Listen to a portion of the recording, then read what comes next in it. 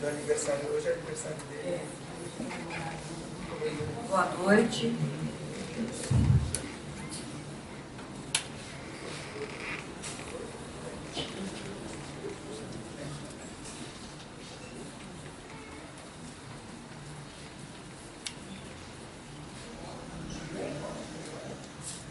Nós vamos prosseguir. Está bom? Não? Será que eu divido?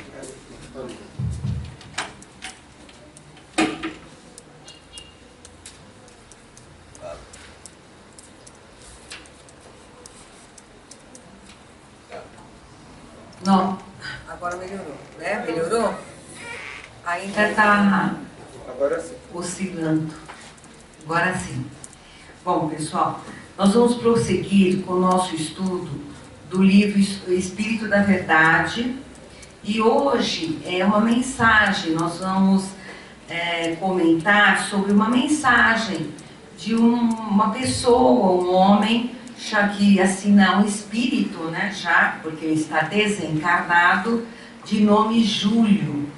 Então ele passa aqui para nós a experiência dolorosa da última encarnação e nós vamos comentar esta mensagem. E o capítulo 8 e o item 7 do Evangelho segundo o Espiritismo que serve assim de referência para a lição de hoje.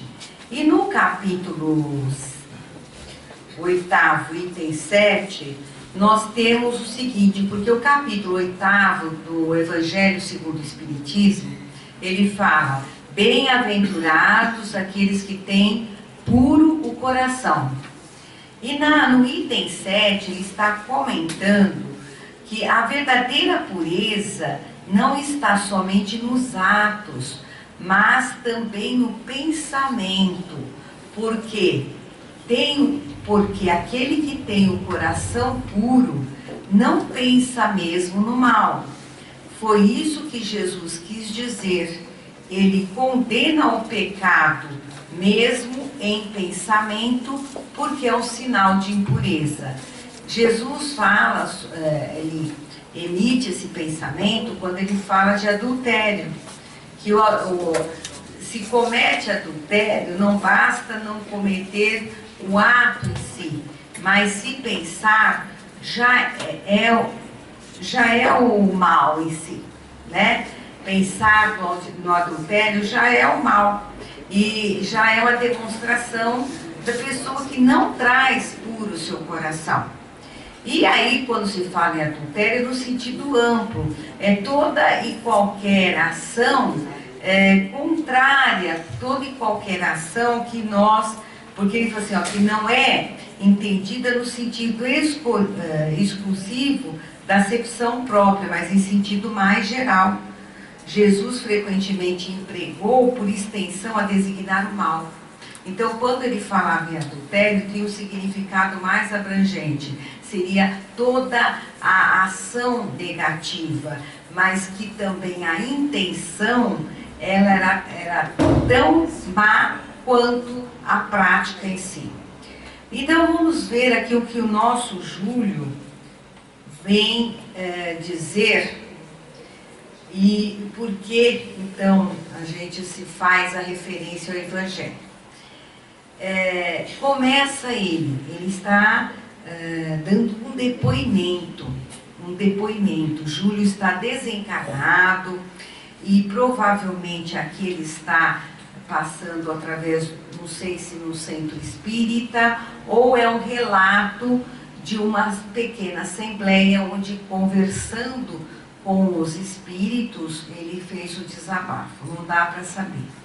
Aí ele diz: de volta à reencarnação em breve tempo, ele estava se preparando para reencarnar novamente. Sou trazido ao vosso recinto de oração e fraternidade por benfeitores e amigos. Então dá a entender que é um centro espírita, uma casa espírita. Para que algo vos fale da minha história. Amargo escarmento aos levianos do ouvido e aos imprudentes da língua. Então ele vai fazer uma revelação que se refere aos levianos do ouvido e aos imprudentes da língua. Então ele continua dizendo que sem ornato verbal, ele vai apenas aqui se expressar simplesmente na sua confissão dolorosa, né? E passa diretamente ao meu estado triste, à maneira de um louco que retorna ao juízo depois de haver naufragado na vileza de um pântano. Então ele se declara como um louco que tem agora uma oportunidade de manifestação porque retorna ao seu juízo. E ele começa então contando a sua vida pregressa, a triste experiência que o levou a um estado muito complicado do espírito. Ele diz aqui: há alguns anos, em minha derradeira romagem na terra, eu era um simples comerciário de hábitos simples.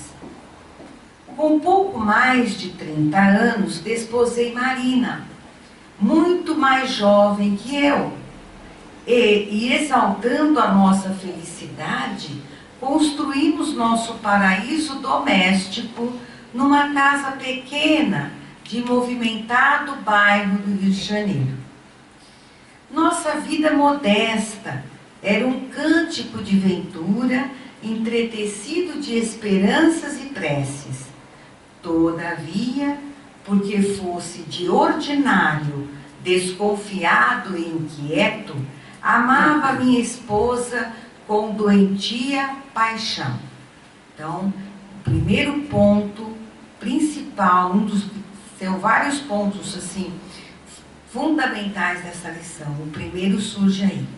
Ele tinha um temperamento inquieto e era ciumento. Ele amava com uma doentia paixão. Ele era apaixonado pela esposa, mas de uma forma doentia, sem parâmetro, sem medida. Porque era de ordinário, ou seja, era da forma como ele era, da personalidade dele, entendeu? Era do temperamento dele. Bom, aí Marina, muito moça, quase menina, estimava as cores festivas, o cinema, a vida social, a gargalhada franca, e por guardar temperamento infantil, a curto espaço teve o nome enliçado à maledicência, que fustiga a felicidade como a sombra persegue a luz. Olha que interessante. Então, o segundo ponto, a maledicência. Então, a moça era expansiva, chegava a ser muito assim inocente na sua maneira de ser, era espontânea, brincalhona, gostava de música, né? Gostava de festa, gostava de pessoas, ela tinha que esse temperamento era dela. No entanto, o que acontece? Os maledicentes de plantão já ficaram de tocaia, né? Então, segundo ponto, maledicência. E ele fala assim muito bem, que a maledicência, ela persegue a felicidade, assim como a sombra persegue a luz. Né? Em torno de nós fez-se o diz-me-disse, o disse-me-disse. Ou seja, as conversinhas, as fofocas. Se tomávamos um bonde, ainda mais se a gente considerar aqui que ele deve ter contado isso na década de 30, ele deve ter vivido por aqui. Então, naquela ocasião também nós tínhamos bastante, assim, a nossa sociedade era mais preconceituosa do que hoje, né? Principalmente em relação às mulheres. Então, isso fica bem claro aqui. Se tomássemos um bonde, éramos logo objeto de olhares assustadiços, enquanto se cochichava, lembrando-se-nos o nome. Eles escutavam no meio da conversa o nome deles. Nos cochichos, nos olhares maliciosos. Se passarmos numa praça, éramos quase sempre seguidos de assovios discretos. Olha a falta, né, de generosidade, a inconsequência das pessoas, né? Começaram para mim os recados escusos, os telefonemas inesperados, as cartas anônimas e os conselhos de família, reunindo várias acusações. Ninguém viu nada, mas todos falavam a maledicência. Marina, então olha o que falavam os conselheiros. Marina desertara dos compromissos do lar. Marina era ingrata e infiel.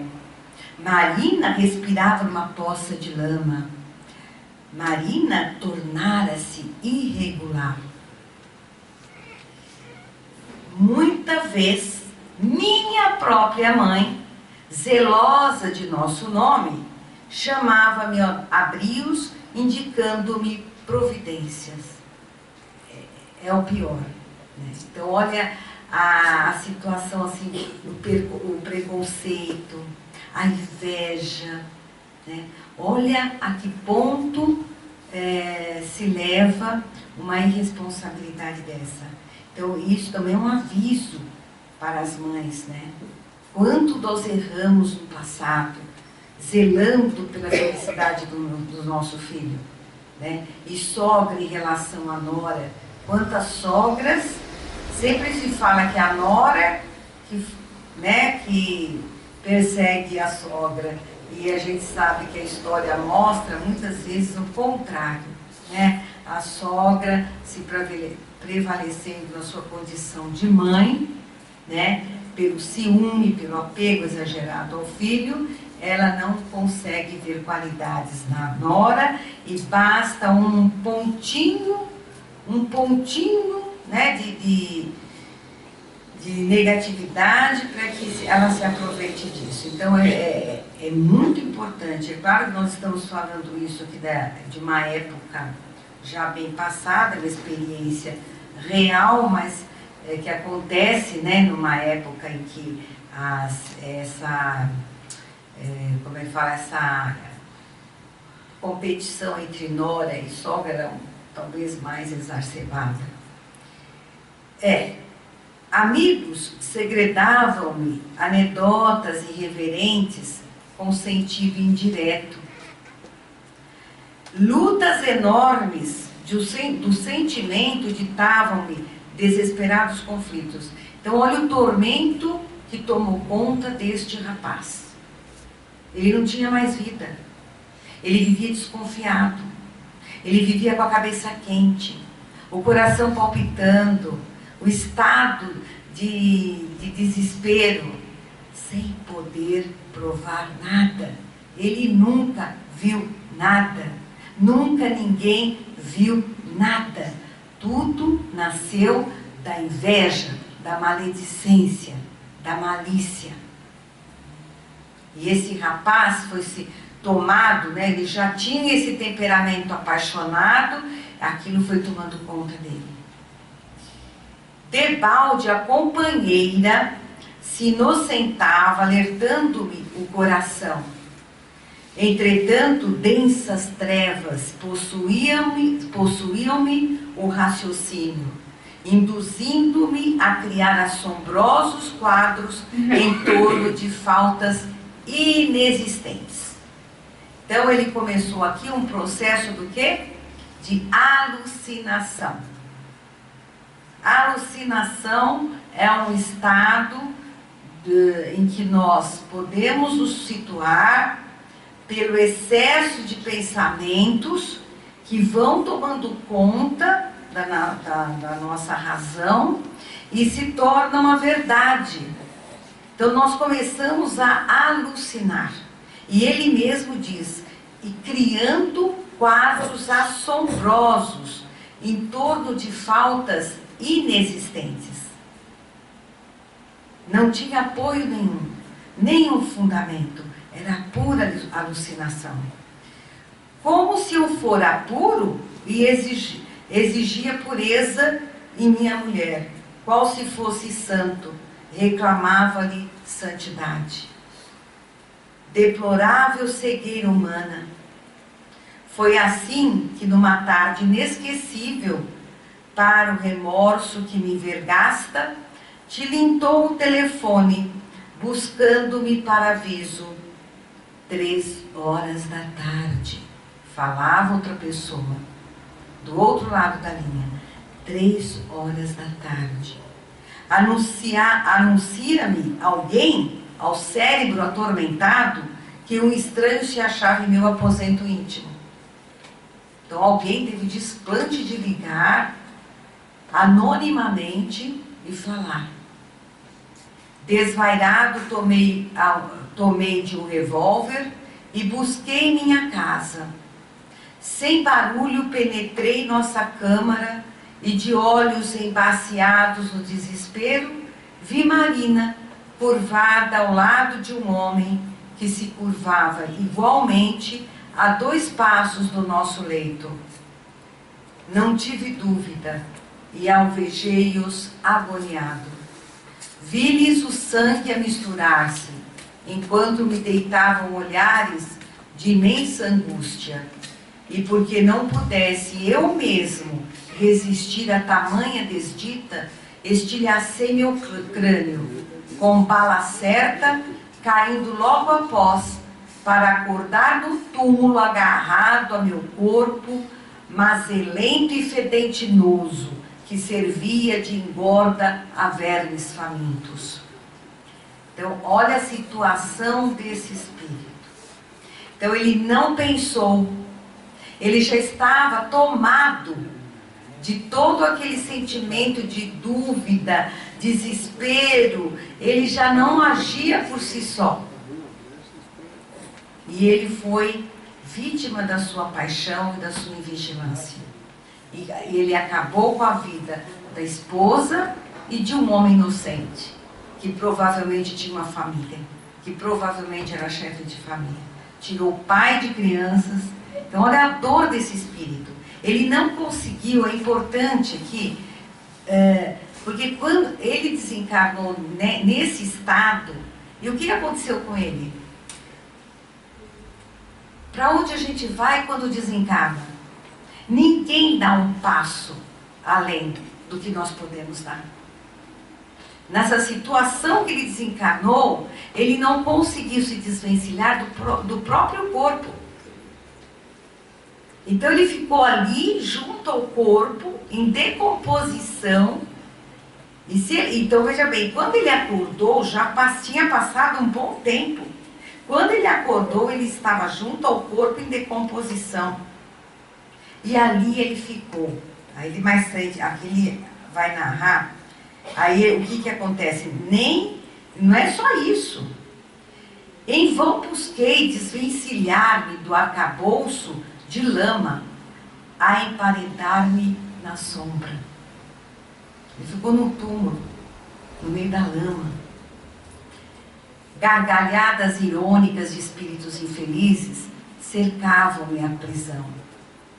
Descrever minha pena é tarefa impossível no vocabulário dos homens, porque o verbo dos homens não tem bastante força para pintar o inferno que brame dentro da alma. Então eu vou repetir. Não tem palavras no nosso vocabulário que consiga exprimir e dar para nós, ouvintes, uma ideia do que ele estava passando. Falta palavra, falta vocabulário para descrever o inferno que brame dentro da alma. Então, onde fica o inferno? Dentro de nós. O inferno, ele está dentro de nós. Então, ele viveu assim, ele passou muito tempo nessa situação. E amarguei meu cálice de aflição e pavor. até que mãos amigas me afastaram por fim do cárcere de lodo. Vai saber quanto tempo ele não ficou assim, preso, até consumar todo aquele fluido, toda aquela vida que ele ainda tinha, né, no seu corpo aqui na terra. Ele tinha um futuro pela frente com a esposa. Ele acabou com tudo isso. E o remorso fez com que ele realmente plantasse o inferno dentro de si. É um inferno que a gente não consegue nem imaginar. Porque o inferno também, ele é algo individual. O meu inferno não é igual ao seu. O seu não é igual ao dele. Cada um tem o seu inferno. Porque o inferno é consequência do nosso comportamento, é um resultado de tudo que a gente viveu. O inferno está no remorso, está no desespero, está na não aceitação, está no medo. Cada um tem o seu, a sua história, a sua vivência. E o do nosso amigo Júlio aqui, eu não tenho nem condições de imaginar, porque ele é muito sofrimento. Aí ele disse que mãos, assim, como Deus não esquece ninguém, chega um dia que nós somos resgatados. Nós vamos ter uma nova oportunidade, porque Deus é bondade, é amor. Ele não abandona os seus filhos à própria sorte. Nós temos sim a responsabilidade, nós arcamos com as consequências do nosso livre-arbítrio. Porém, Deus, Ele sempre interfere na hora certa. Então, quando talvez o sofrimento, assim, já tinha, sabe, assim, ido nas últimas consequências, Ele teve então um refrigério e foi acolhido por mãos amigas, dos mentores espirituais. E aí ele diz aqui que as mãos tiraram ele do cárcere. Aí vim então a saber que Marina, sem culpa, fora sacrificada em minhas mãos de louco. Então ele já é a terceira vez que ele se denomina louco. Então ele tinha perdido totalmente a razão. Ele se deixou levar totalmente pela paixão, e pela sua paixão ele deu ouvidos à inconsequência da maledicência. Esposa abnegada e inocente que era, simplesmente pedir a um companheiro da vizinhança consertasse em nosso quarto humilde a tomada elétrica desajustada, a fim de passar a roupa que me era precisa para o dia seguinte. Transido de vergonha e enojado de mim, antes de suplicar perdão às minhas pobres vítimas, implorei humilhado a prova que me espera. Então ele não tinha nem condições, ele não se sentia digno de se apresentar às suas vítimas e pedir perdão. Imagina o estado desse irmão. Ele disse assim, ele estava enojado dele mesmo. Ele tinha vergonha. Ele não conseguia nem pedir perdão. E ele pede a prova. Ele pede, sim, uma nova oportunidade, uma nova vida, né, para pelo menos ele sair daquela condição tão enojado e ter um respiro maior para poder procurar um dia suas vítimas e pedir perdão a elas. E é assim que, falando às almas descuidadas, que cultivam na terra o vício da calúnia, venho dizer a todas, na condição de um réu, que para me curar da própria insensatez, roguei ao Pai Celeste, e me foi concedida a bênção de meio século de doença e martírio, luta e flagelação, na dor de um corpo cego. Então, veja bem, não ia nascer um cego que ia ter tudo, não. Então, provavelmente, além de ele não ser cego, ele ia passar por muitas vicissitudes, muito sofrimento, muita humilhação. Então, ele não veio cego, que depois tem toda uma assistência, não ia ter. Né? Ele ia, coitado, além de tudo, ele ia passar por tudo isso. Ele pediu essa prova, ele se programou para esta prova. Então, amigos, essa lição, ela assim, para que a gente pense, e a gente pense e também faça uma avaliação do que nós falamos das pessoas, né? O que a gente tem falado das pessoas. A gente precisa tomar cuidado, a gente não conhece as pessoas, né? Então, eu acho assim, hoje nós temos uma facilidade enorme, porque hoje nós adentramos o mundo e podemos falar mal de alguém, insinuar mal de alguém nessa vida e ser ouvido lá na Austrália, do outro lado do mundo. É verdade ou não? Isso Né? não tinha nem rede social. Aqui, imagina, o Valdinho está lembrando que não tinha nem rede social, mal tinha um telefoninho, aqueles preto que devia ficar, né? Mal tinha telefone aqui nessa época, hein? E que não era todo mundo que tinha, entende? Então, imaginem hoje, né? Uma coisa que a gente precisa tomar muito cuidado é com os nossos paradigmas. Quais são os nossos paradigmas, né, de retidão, honestidade, de bondade? Quais são? Nós não podemos ser frívolos, levianos e falar das pessoas segundo os nossos paradigmas. Primeiro, hoje nós nunca tivemos tanta transparência. As diferenças hoje elas são muito mais divulgadas. Nós não podemos alegar que não conhecemos. E por isso a nossa responsabilidade, o nosso respeito pelas pessoas deve ser muito maior ainda. Então nós temos que tomar cuidado do que nós falamos das pessoas, né?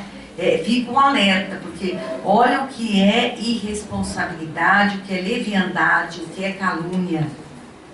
Certo? Aqui só está falando a história dele, mas não pensem vocês que os caluniadores ficaram ilesos.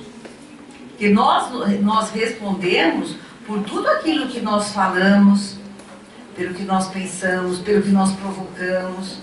Todo o resultado onde nós tivemos participação, a gente responde de um jeito ou de outro. Então a gente tem que ter consciência, porque isso é caridade, né? Bom, gente, vamos ficar por aqui. Muito obrigada.